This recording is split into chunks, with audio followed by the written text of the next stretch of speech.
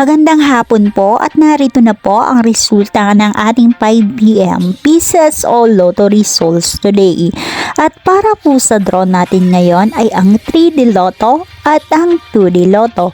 Para po sa mga bagong nanonood, huwag niyo pong kakalimutan mag-subscribe sa aking channel at pahit na din po ako notification bell para updated po kayo lagi sa